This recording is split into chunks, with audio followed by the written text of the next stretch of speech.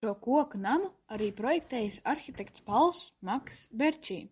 Koku ēka uzcelta 1870. gadā sākotnēji kā vienstāvu nams. Pēc 20 gadiem ēkai uzbūvēts arī otrais stāvs, kā arī piebūvēta sarkano ķieģeļu mūra ēka. Vienlaikus Rostovskas vila Latvijas vēsturē iegājis ar faktu, ka šajā ēkā 1919. gada aprīļa puču laikā patvērās Latvijas pagaidu valdība. Tagad šajā ēkā atrodas viesnīca.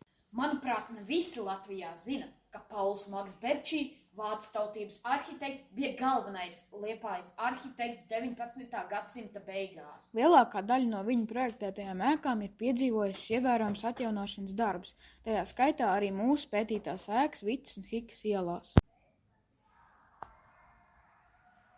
Dodamies tālāk uz Hika ielu.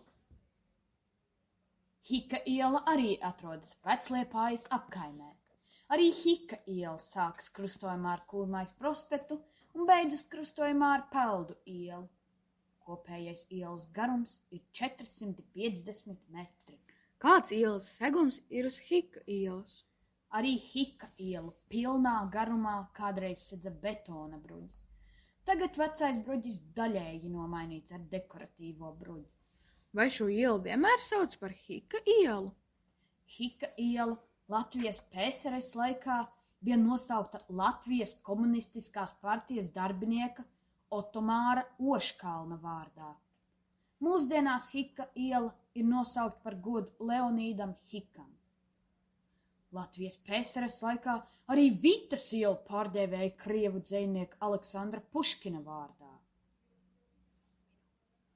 Atceries, kā toreiz šeit ar gidu staigājām? Jā, vēl atceros visu viņas stāstīto.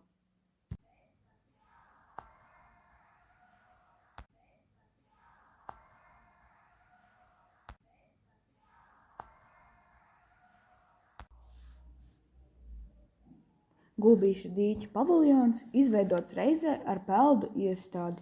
To projektējis Pauls Maks Berčī. Dīķa būvniecība pabeigta 1902. gadā. Toties 2009. gadā tika veikta Gulbīša dīķa rekonstrukcija, kuras laikā dīķi, kā arī tā apkārtne un ielas pilnībā atjaunoja.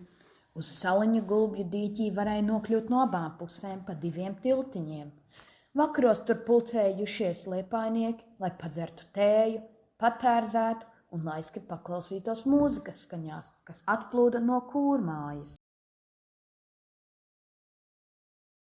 Created using Powtoon.